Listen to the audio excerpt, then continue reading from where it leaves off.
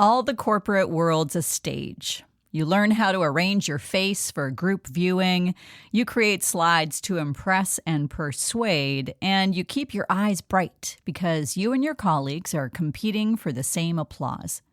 You probably learned the corporate jargon that only people in your company understand, so you're good at the performance mode. But that mode will work against you as you figure out what comes after you leave. So let's dig into performance versus rehearsal mode. This is Burn the Map. If you've spent decades in corporate and you're ready to build something of your own, this is for you. I'm Shelley McIntyre, and I help people make this transition. Let's go. Back when I was doing theater, I always loved rehearsals more than performances. Rehearsal was a collaborative environment where we could all experiment and fail together. It never felt like a slog towards something shiny, but little explosions of wonder and admiration on the way to something that holds together.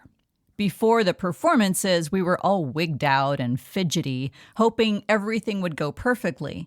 The energy of rehearsal was loose, and the theme was belonging.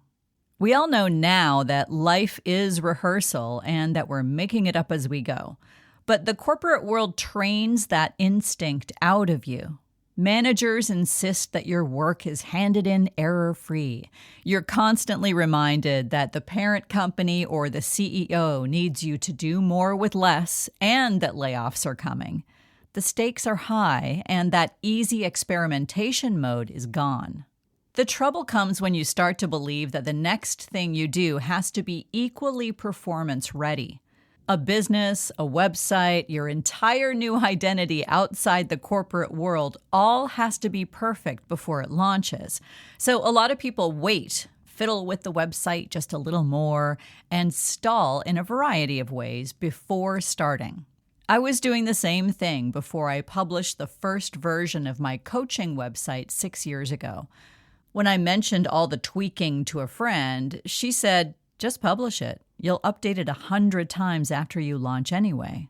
She was right. And it wasn't just about the website. My entire business pivoted several times, from a focus on grief to work and life upheavals to midlife career transitions before arriving where it is today. The idea here isn't as simple as don't let perfect be the enemy of good. It's a different posture entirely. You start, and then you keep starting.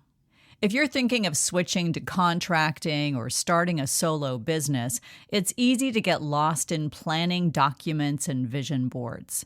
You might have a long conversation going with ChatGPT or Claude, where you work together on an ideal workshop or resume.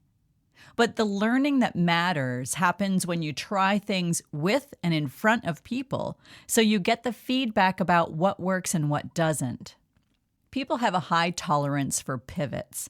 If you try something and it stops working after a while, that's valuable information. You wouldn't advise anyone to keep banging their head against the wall after this point, so you don't have to either. Taking on a rehearsal frame of mind makes pivoting feel natural. You try, you shift, and you try again. Now, all of this trying and experimenting on your way to the next thing can take a toll. Even if you don't exactly know what you'll do next, you'll take on a lot of work after you leave the job. In addition to detoxing from the corporate world, and for more on that phase, check out episode 10, you have to rebuild structure and community. You're deciding which aspects of your personality to keep and which ones to let go, like maybe the hard-charging person who demands that everyone prove their opinions with data. All of this while you're poking around for a new project.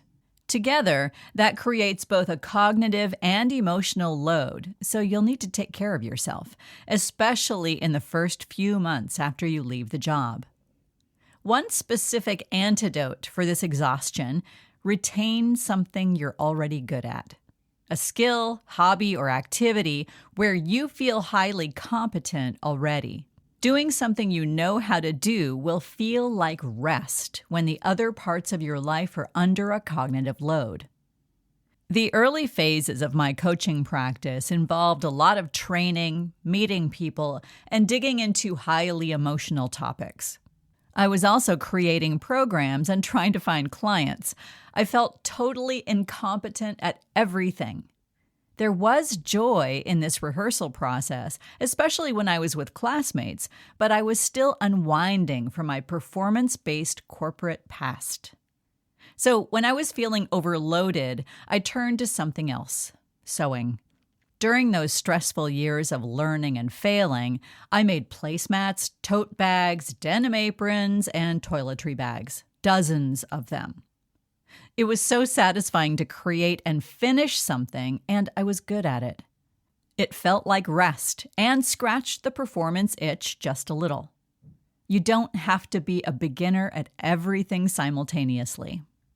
As you prepare to leave your corporate job, you don't have to feel ready for the next venture or even know what it is. The destination is not visible from where you're sitting right now. Besides, you can only really know what will feel right once you start doing it in proximity to other people. Only the visceral feelings in your body will tell you what to move toward and away from. Rehearsal mode will give you that information. You can't rehearse forever alone in your house. We're all making it up every day, so find some people to bounce ideas off of. That will let you make small tweaks and pivot until what you're doing feels right. Then you'll probably pivot again. Rehearsal implies that eventually you'll have a performance in front of others that marks the end of the rehearsal process.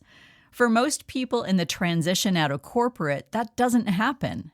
You aren't headed for a splashy launch or big reveal that lets you stop experimenting. That could feel unsettling until your reframe includes the idea that there is no performance. Rehearsal isn't the preparation, it's the thing itself. So if you find yourself dithering with ideas or polishing something until it's perfect, ask yourself, what are you waiting to be ready for? Burn the map. Build what fits. Thanks for listening to Burn the Map. You already have what you need to build something that feels like yours. For more, visit burnthemapcoaching.com. And if this resonated, send it to someone who needs to hear it.